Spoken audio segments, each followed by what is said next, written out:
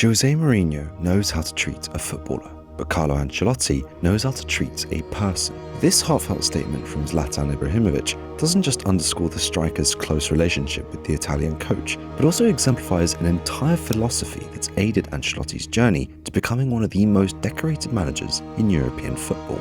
A philosophy that's built not on fear, intimidation, or faux bravado, but one that's structured around compassion, camaraderie, and a cool demeanour. In his book, Quiet Leadership, Ancelotti compares this attitude to Marlon Brando's character in The Godfather, Vito Corleone. He talks about how, despite Corleone's subdued conduct, the Don still commands loyalty and respect from his subordinates. He doesn't need to yell or vent to be revered. His authority is subtextual, a kind of superiority that is implied, but still very much understood. Ancelotti refers to this as an implicit form of power, a leadership style that doesn't require the boss to stridently rule with an iron fist because their subordinates instinctively respect them. This reverence is afforded to a leader because they've achieved something that those around them recognize as great. In the context of top-flight football, this implicit respect is usually afforded to a manager at the very beginning of their tenure, during what Ancelotti refers to as the honeymoon period. Because the manager has a track record of success and triumph, players immediately hold them in high regard. However, as the honeymoon period comes to an end, the manager's cabinet of trophies begins to be regarded with less and less importance. The players instead begin to ask, okay, but what can you do for me? What can you do for the team? To avoid losing that implicit respect from the dressing room, to keep the team on his side constantly in order to better manage them, Ancelotti befriends his players. One of Ancelotti's key managerial priorities when he joins a new club is to build close relationships with the footballers. How he goes about doing this is by taking an interest in their lives outside of the game. When reminiscing on his time working under Ancelotti at Chelsea, John Terry recalled how when it came to his training sessions, it wasn't shocking to him that they were exceptional. By the time he joined Chelsea, Ancelotti had already proven that he could manage big clubs sufficiently. What separated Ancelotti from other renowned managers was how he took an interest in the players as people, asking about their families, caring about their off-field lives, and genuinely treating the players like human beings, regardless of whether they win or lose on the pitch. This, John Terry stated, is why players love and respect him. It's why he's able to calmly manage a team and still produce results. He doesn't need to approach management like a dictatorship. He doesn't need to tyrannize the players to incentivize them to work harder. Because the squad view him as someone more than just a manager, as a friend, they instinctively aim to perform well, not to let him down.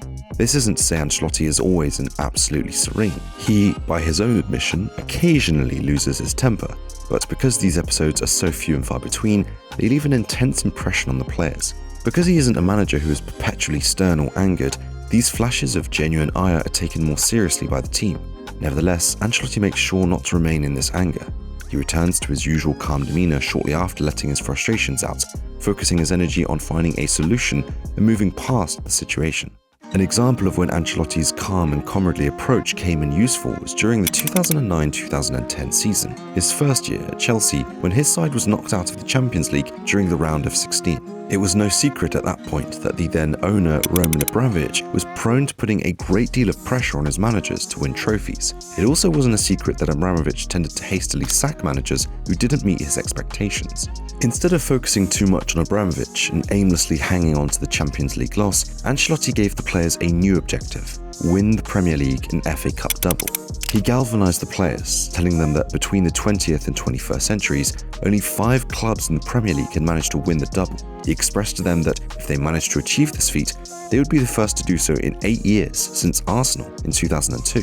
Even though the team had every right to feel discouraged, having just been knocked out of the Champions League, and now being asked to achieve something that hadn't been accomplished in almost a decade, it was still determined. Here, Ancelotti's strong relationships with the players became a winning strategy. Because the team was aware that Abramovich was on Ancelotti's case, they knew that to protect him, they had no choice but to win the double. So, they began playing not just for themselves or for the badge, but for him. By the end of the season, Ancelotti's side made history by becoming the first ever Chelsea team to win the Premier League and FA Cup double. No matter what team Ancelotti finds himself coaching, his ideal is that the club operates as a family. a work environment where the owner, manager, staff and players all have friendly relations with one another, an atmosphere where everyone at the club is working towards a singular goal without clouds of discomfort dimming the focus. In a global sport like football, where teams are made up of players from all around the world, this can be difficult. Naturally, players segregate themselves into linguistic and national cliques, only conversing with teammates with whom they share a mutual culture and language. On the other hand, players who don't have any compatriots on the team may find themselves feeling completely isolated. To Ancelotti, this is a recipe for disaster. The players relating to him is one thing, but if they can't relate to one another, the idea of a familial atmosphere is out of the window.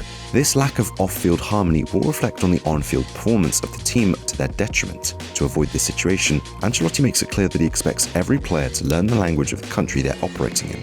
In doing this, the players can communicate clearly and as a result, form genuine relationships with one another, as well as with the staff. Of course, simply telling the players to learn the language isn't enough if they don't possess the personal resolve to do so, and explicitly forcing them through directives and intimidation is in opposition of Ancelotti's philosophy of calm. To address this conundrum, Ancelotti utilizes little tricks to subtly create scenarios where different players who otherwise wouldn't socialize have to interact. Scenarios where players from two different parts of the world have to share a language in order to converse with one another.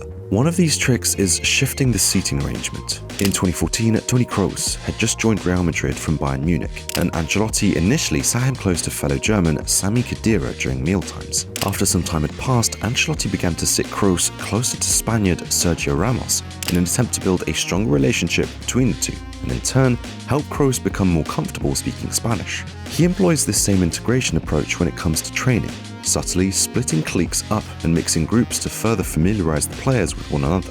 In Ancelotti's view, the quicker cliques are diminished, the faster group camaraderie can be established. The more the players understand one another, the better they will function as a team.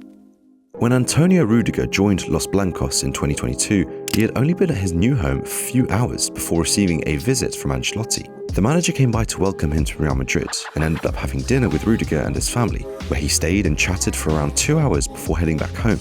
Rudiger was quoted as saying that no coach had ever done anything like that for him, and that he'd never had this type of experience with a manager before. A few months prior to this, when Ancelotti and his Real Madrid team won La Liga in the 2021-2022 season, an image of Ancelotti seemingly smoking a cigar went viral. Ancelotti responded by saying, "No, I don't smoke cigars. It was only a photo I took with my friends, and yes, these players are my friends." These warm moments between him and the players prove how, even to this day, Ancelotti still utilizes a signature calm and friendly approach in management. While in the past, Ancelotti's philosophy may have appeared more enigmatic to those outside, it's become clear how far he goes to make his players feel like they're part of a family. During the Champions League quarter-final, fans jokingly proclaimed that while a team like Manchester City requires layers upon layers of tactical planning to win, all Real Madrid needs is the power of friendship.